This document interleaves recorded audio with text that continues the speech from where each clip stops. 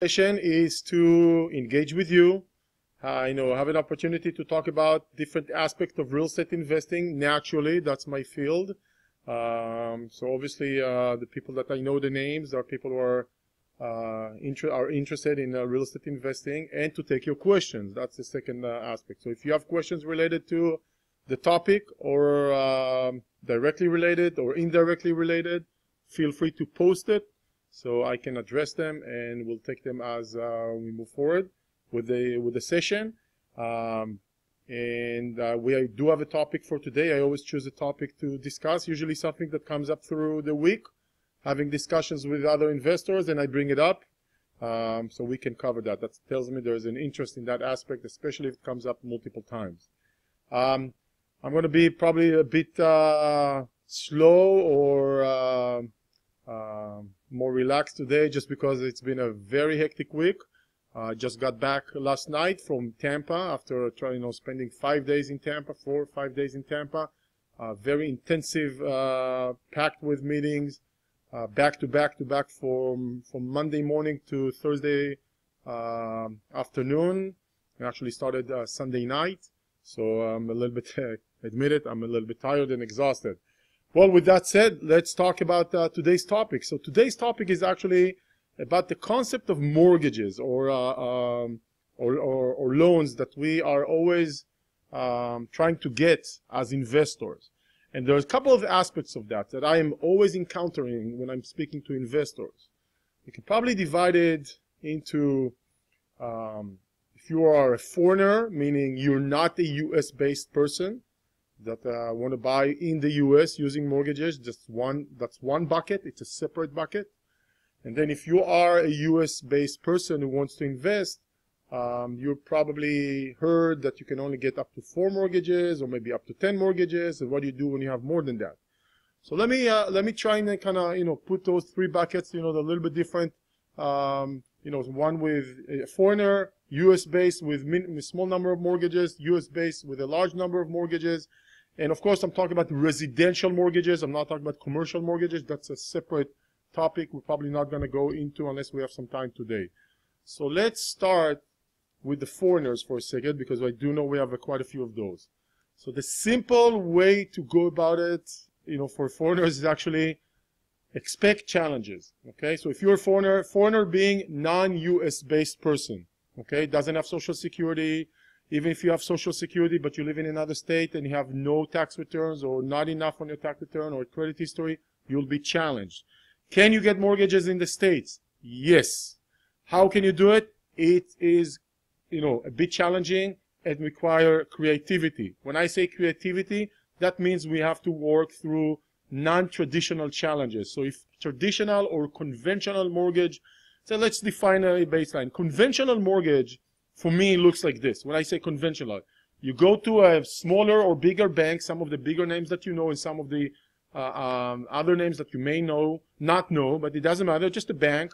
And that bank, provides, on an ongoing basis, mortgages to homeowners and investors, and they have their own program, which is usually dictated, or the terms of such program are dictated by the governmental, agencies, Fannie, Freddie, how those mortgages should be underlined and processed. This is, for me, what's called a conventional mortgage. Go to Bank of America, go to another bank, local bank, credit union, whatever, and you get a mortgage. Remember, it's a different program. When you're an investor and you're buying a residential rental property, you will end up getting different terms than if you are a homeowner buying the same property, okay? Just different underlining, higher rates, different underlining guidelines. So just don't remember, it's 2 separate things. The U.S. Loans are processing those loans in a different way. Okay, we don't have to go into the gory details, because actually it's not that interesting. But just keep that in mind. If you are still in the conventional, I'll come back to the foreigners in a second or a minute. If we are still in the in the conventional approach, then you're looking at, I like to call it, the first 4 mortgages are considered easy. Okay, it's never easy. There's always paperwork, more information. Again, you are a US-based person. You have all the transparency for the banking, credit score, Social Security, employment, tax returns, all of those things you have and you can provide. The lender likes you, especially if you work and you have that financial stability. And they're just going to ask you for questions and qualification. And if everything is fine, they'll be able to process you a mortgage. Now, usually the first 4 mortgages you have, including if one of them is your own home, are easy, okay? Or simple. Let's just call it simple or simpler. Meaning you can do 20% down, no less, and get 80% mortgage, okay? Once you hit that threshold of 4 mortgages, typically, and again, remember, this is in generalities, there are different, a little bit different guidelines. If the mortgage is being underwritten through Freddie Mac or Fannie Mae, it's a little bit different. So there are some nuances and differences, but I'm just giving you the general guideline how it works. First 4 mortgages, relatively easy. When you hit the 5th mortgage to 10, you are actually in a less, of a simpler mortgage, not impossible. Usually it means no more 20% down, but 25% down. And the bank wants to see you have more reserves. The more properties you have, the bank wants to see you have more reserves for the additional mortgage. They're not requiring it when you have 4 mortgages. They are requiring it 5th and after to 10. Okay? So if you are someone here who's hearing, I can only get up to 4 mortgages, which many times I see people think that's the case. That's not the case. Okay? You can rather easy go up to 10. Okay? If you are, if you're married and your spouse works, that means 20. Okay? Assuming everything is fine. What I mean by fine, your income stability, your income history, your credit score, your credit history, your debt to income ratio. So there are multiple factors. Sometimes I get people who say, Danny, I have a 760 credit score.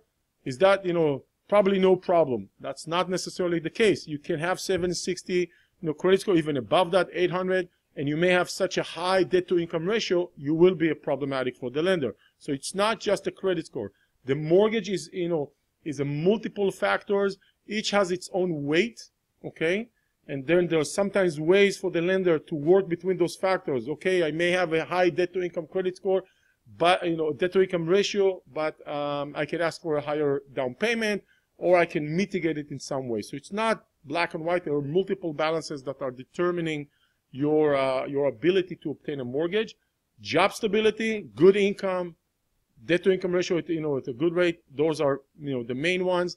So I always think that if you are excited about real estate and want to quit your job and start doing real estate full time, maybe you want to think about it for another minute or two, because as soon as you're in that non-stable job kind of a situation, loans are going away.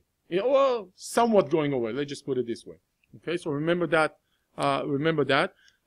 When you're, so we have 4, the first 4 easy. It's never easy. Second 6, so 5, 6, 7, all the way to 10 are a little bit more challenging. Still doable, right? Still doable. I have investors who are doing it multiple times. And then the question comes up, what do you do after 10? Okay, let's put that aside. Go back to the foreigners. What do you do when you're a foreigner? Well, I know of at least one bank that is willing to work with foreigners, U.S. bank.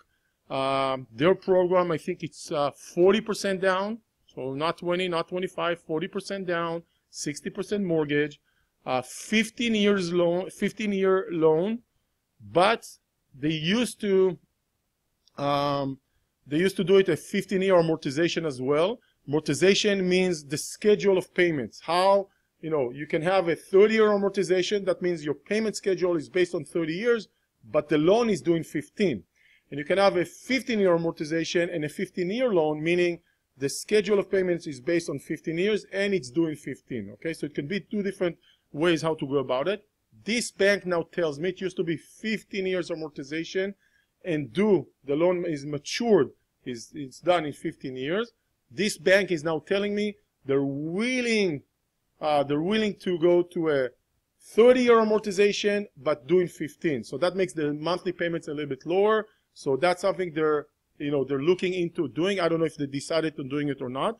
What I'm trying to say, there is one bank who's willing to work with foreigners, at least one bank that I know. What else can you do?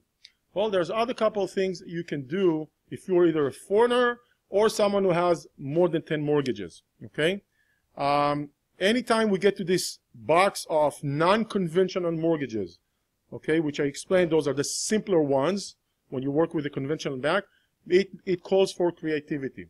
Creativity is a very nice term, usually for not as good terms or a little bit higher rates. So what can you do at this point? There's a couple of things. Number one, there's one thing I really like. It's tricky. Please don't execute what I'm about to tell you. I'm just telling you it's a possibility. Without the proper help, there are a lot of landmines in that concept. And it's called seller financing. Owner financing or seller financing. What does it mean? It means that in the States, some sellers are willing, and I've done that too, at least twice, maybe even 3 times, when I purchased properties, and the owner of the property was willing, instead of taking all the proceeds from the sale, was willing, actually I've done it more than 3 times, was willing to leave some money back in, as a loan in the property. So that means at that point, when I've done it, I became the owner, and the previous owner, who's now no longer the owner because I purchased the property, became the bank. And he had a note, and he was getting monthly payments, and he has recorded his loan under the property. He became the bank like any other bank. It can be an individual, and it can be a big bank that you know their name or don't know their name. So it doesn't have to be. So there's something called owner financing. What's the challenges with owner financing? Well, the challenges are it's harder to find those type of properties. That's for once. They're not that common. They're not, they do exist, but they're not very common. Obviously, you need a seller who's probably an investor who's a little bit more sophisticated about the concept. You can do that too. I don't like to touch owner financing properties that are already have a mortgage on them, and that mortgage with a bank is staying. That's a very tricky, huge landmine that can be steered through, but very tricky to do. I don't like to put myself in that position. That's one of those landmines that I'm talking about. But they're out there. They're willing to negotiate sometimes. The last deal that I did as an owner financing, as a buyer of an owner financing, by the way, I got an 8% interest rate, annual interest rate, 8%. Okay? And when I told people that I'm getting 8%, I was like, oh, 8%, that's a lot. Well, for someone who's challenged with mortgages, 8%, not necessarily a lot. It really depends on the deal. The deal made perfect sense. I was still cash flowing with that property with the 8% approach. By the way, maybe a year or a year and a half or so later, I was able to find a local bank that was willing to work with me as a challenge borrower and provided me with a better loan and better terms, and that was something of an improvement.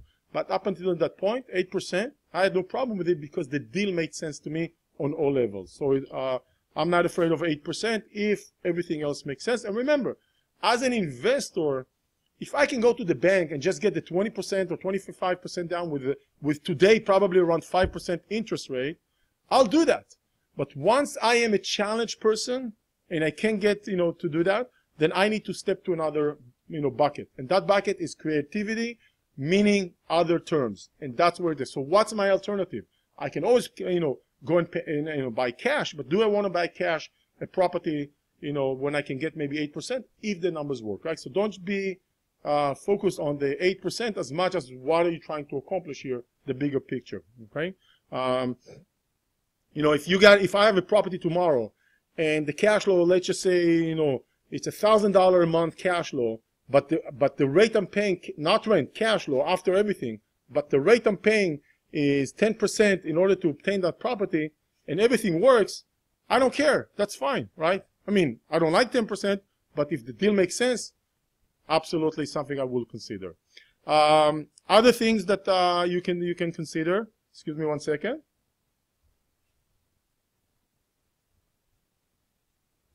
Sorry, trying to sneeze, didn't work. Other things you can consider is buying multiple, properties with a commercial loan. But those are tricky, okay? Commercial loan, maybe the rate is good, but then they probably want to see who you are and what's your experience. and then they'll tell you, oh, we're going to give you 5-year loan or 10-year loan, adjustable, maybe probably up to 20, maybe 25 years amortization. So right there, you're going to start seeing that there's a lot of complexity with doing those types of loans. And of course, they still want to see who you are. If you have more exposure to the U.S. system, even if you're a foreigner, they will consider working with you, such as tax returns and multiple tax returns. And maybe if you have you've been submitting tax returns, then they would be more open to work with you. They will be more open to work with you on performing properties, stable properties, because they want to see that they've been rented and what's the rent and what can you do. So it's definitely a possibility. But the one challenge I found with those guys is, first of all, it's adjustable. They're not willing to do 30-year fixed. Some of them may have at some point of the loan a period they'd be willing to fix it, but probably not more than 10 years. So there's always some risk there or some unknown on that aspect. But they exist. Commercial loans usually want to see, they're looking at two buckets. They're looking at the asset, the property or properties, and they're looking at the borrower. Okay? Now, in a way, they want to vet both. But the stronger the asset is, okay, the less weight they can put on the borrower, and vice versa. Okay? But it's never like super strong asset and zero vetting of the borrower, and vice versa. It's always going to be a balance between those two. But this is something that that's how commercial bank look at it. They will also want a longer due diligence, vetting period. None of them will probably do it in 30 days. Usually they'll do it in 45 to 60 days, depends on the complexity of the borrowing entity and person or persons behind it, and the complexity of the project. So that's definitely another way how to go about it. This is something we are looking into doing with our investors, is actually setting up a small fund, probably not going to be that small, to purchase bulk, list of properties and get financing. Something that past years were always a bit of a challenging. It seems like there are more programs coming up that are more fitting, but none of them are as good as the conventional lending.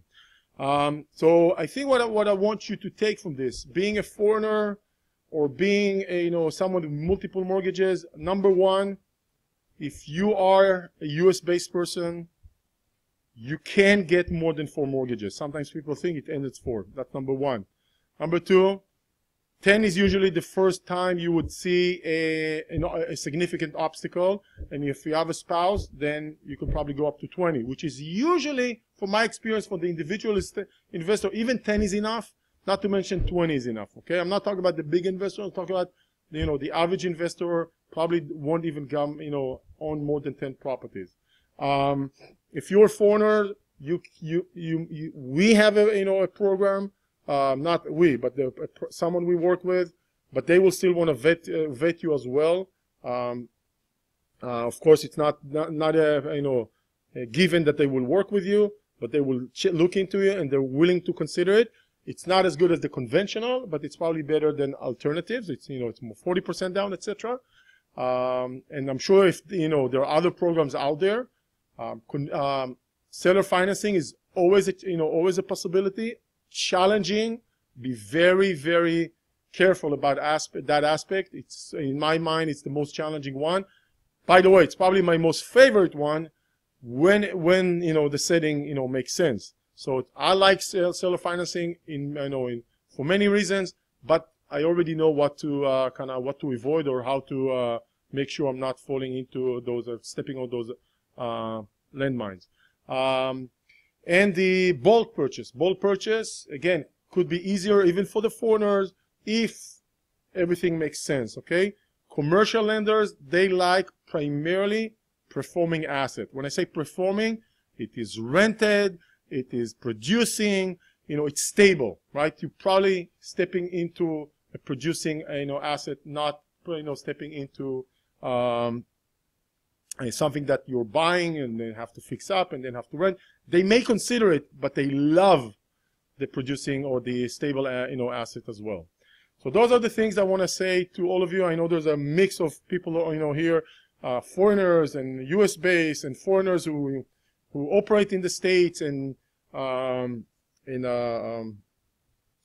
have some transparency and some with or without. So I'm just trying to give, provide answers to all.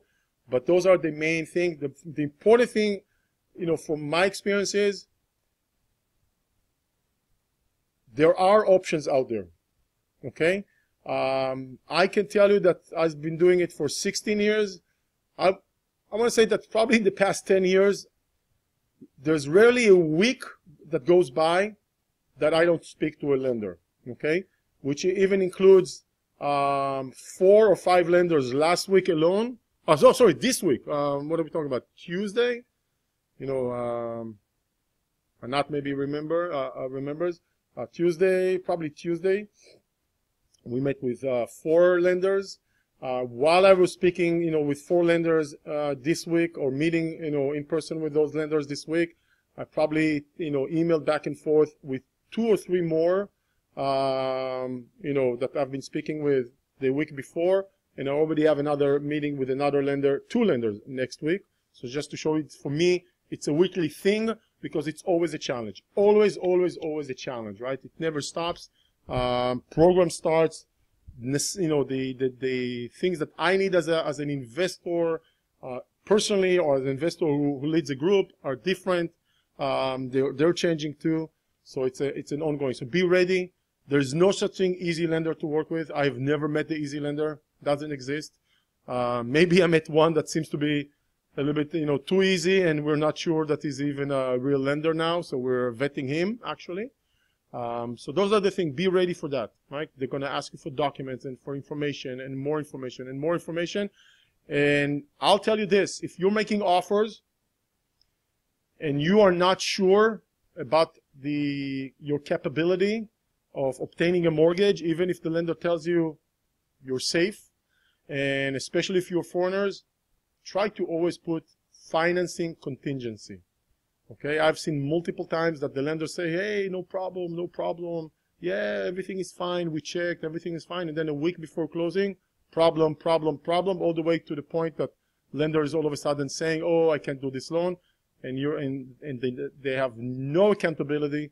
They leave you hanging out there with you are committed to a purchase without actually completing it because the lender bailed out for one reason or another. I hope there are no lenders here. I don't trust any of them. Let's just put it this way. Okay? That's it. Hopefully we can have some questions. While questions are coming up, there's always a delay when someone puts a post. Couple of things. Number one, your likes are always appreciated just because it helps aggregate the video. Number one. Number two, if you're watching on the recording, which many people tell me they join, they don't have time now, but they go on the recording, feel free to post comments as well. If you want to know a little bit of what I was doing this week, scroll down on my page. There are 2 videos from this week. One from last night, kind of wrapping up everything about that was going on this week, the ups and downs, the interesting, in more general way, and some pointers and some takers and some things that are kind of observations of this week, a short video done in the Houston airport last night while waiting for my delayed flight naturally. And another one from Wednesday, which we actually did, I did on site on a project we are considering outside of Tampa, Florida. So you're also welcome to look at more specific project, what's going on with that, and something more general there. And I see the first question coming up. So before I'll take it, so feel free to contact us for more intimate specifics if you want to consider investing. Obviously, we'll be happy to work with you. That's what we do day in, day out, rentals and flips in multiple parts of the country. First questions come up. How was the deal in Tampa? Or how the deal in Tampa went? Super challenging, to say the least. The property is great. The numbers are super challenging. We are still going back and forth. We like everything about this project, the potential. The problem is the numbers are very tight, very, very tight. And we are trying to see what to do with it. So it's it's a nice building, a nice school, actually in good condition relatively to its age, and the fact that it's been vacant for 10 to 13 years. So location is good, but it's all about the numbers, right? Definitely all about the numbers. And yeah, it looks promising. Sure, we'll let you know once we have more. Not sure, we're still in the due diligence, so I don't know where this leads us. We're gonna be, we're cautious about this deal for sure. Any other questions?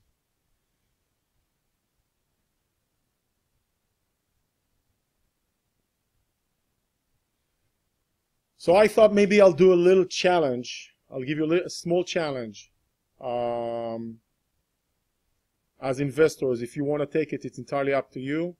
But the small challenge, I thought maybe I want to offer all of you is, it doesn't matter if you are a beginner or experienced investor.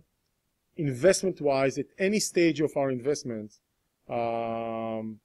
we have challenges, obstacles.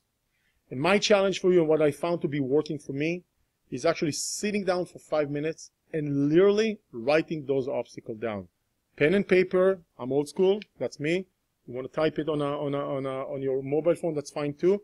But take the 5 minutes and say, here are those 5, 3, 5, 7, 8 items, 8 things that are holding me back, like the obstacles. They can be, I don't have money. I don't know anything about mortgages. I feel that I can't find trusted teams. What if the property going to be vacant for 6 months at a time? Try to be as specific as possible, right? If you say I don't know enough, that's just too general. Try to decipher one by one every item. Say, okay, here's my problem number 1. If I have an answer on this one, I'll probably be more ready to invest. Here's my problem number 2, and so on. If you're already investing, then your set of challenges are going to be different, okay? I can't find contractors. I can't find houses. I'm having a hard time, doing the ARV, after repair value, right? I'm stuck with mortgages, okay? Once you ID the challenges, the obstacles that you are facing at your stage or phase of investing, more advanced or less advanced, you've probably done a significant, amount of work, because now when you have it listed down, you can target and try to solve those problems. You took a general notion of an obstacle and you broke it down into elements, and now you can say, okay, this obstacle, here's how I can probably focus on solving it. This obstacle number 2, this is how I can probably solve it in a different way. You're able to kind of take the puzzle of a problem and break it, and then solve each individual element or feature or aspect separately. What is the minimum amount you need to have liquid for a flip investment? I would say with us, it's usually $50,000. I think maybe once or twice for a specific situation we took less than that. It could vary on a specific project that we would actually raise the minimum to maybe 75 or 100. It really depends. For example, when we were talking about raising funds for the school, I think we had at least $100,000 for the school conversion project in Tampa. We were actually looking at a minimum of $100,000 per investor. So it varies, with us. But my rule of thumb is no less than 50 on a regular deal, so to speak. How does the general market look in terms of rental investing? I'm having a hard time finding good ROI in multiple markets. What do you expect for the future? You are offer in a common space. Most of the good markets, metros around the country are facing exactly what you are seeing, which we're seeing increase in demand by the marketplace, not just investor, while the inventory goes, drops. So there's the gap, the supply and demand gap is increasing. which kind of fuels itself because people are getting more nervous, more desperate, more willing. You know, think about this market not from an investor standpoint, but from a homeowner standpoint. Remember, if you are dealing with residential real estate, you are, as investors, we are tailing the industry. We are not leading the industry. Most of the U.S., you know, lives in their own home, right? About 67% own their own home, and about 1/3, you know, are renting. That's just generally the proportion across the board. So we are tailing the industry. We are not dictating the industry as investors, right? Homeowners out there, they're seeing a house. They may have bid multiple times already. You know, think about the homeowner who sits there and say, you know, let's just say lives in Tampa, right? In Tampa, Florida. We're talking about Tampa this week. Or somewhere in the Tampa area, right? Doesn't have to be the city of Tampa. And they're saying, oh my God, interest rates are going up. Real estate around me is going up. Like my neighbor's house, or the house I am renting, last year was 175. Now it's 185, 190, right? So everything is getting expensive. I have a little bit cash, but I didn't think about buying. But with everything going on, I might as well switch and buying before I lose the opportunity, because the rate is going up. That would mean a smaller house for me, not less of a house. Buying power, you know, weakens my buying power. And then it's getting more expensive.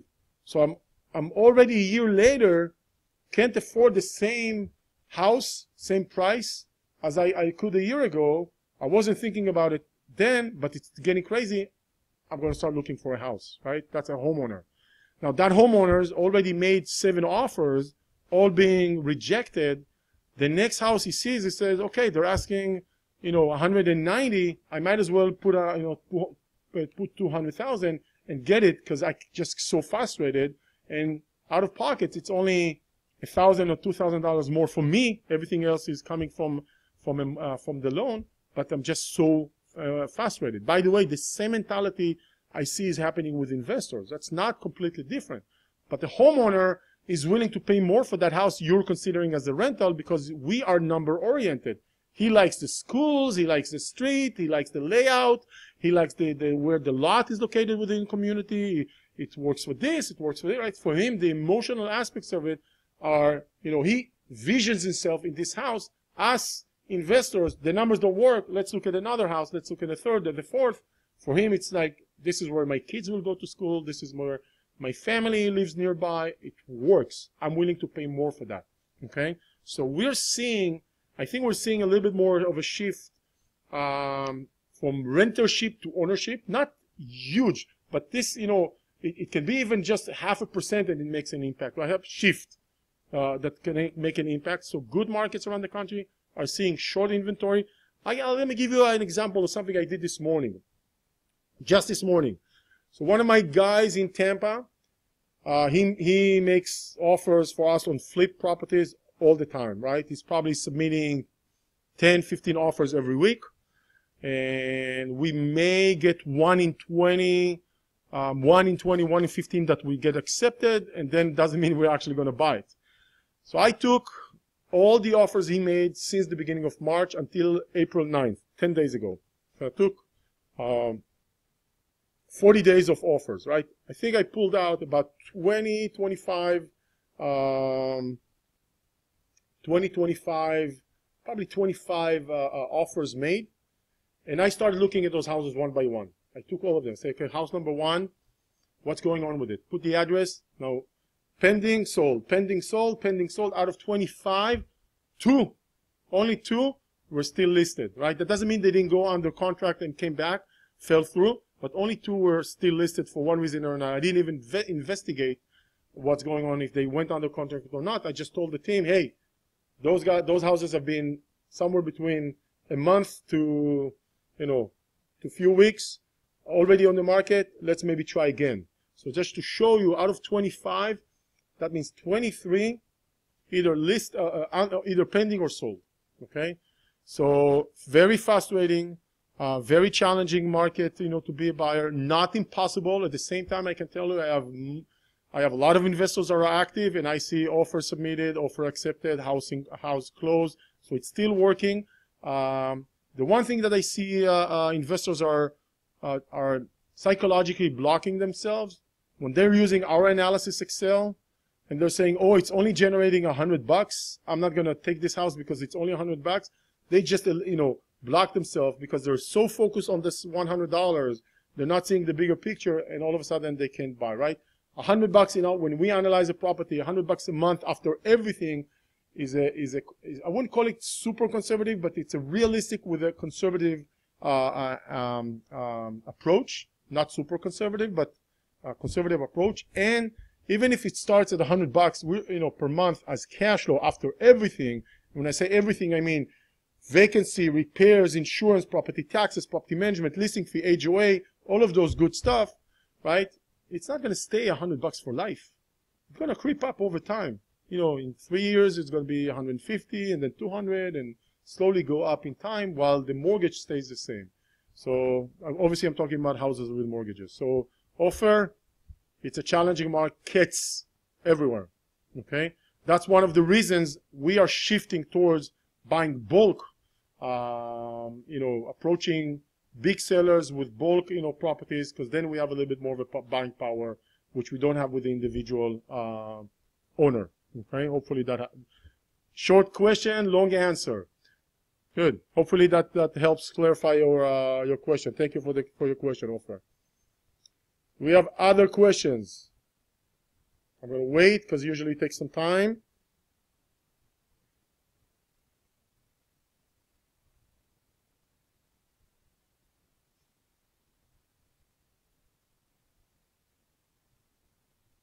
Very good.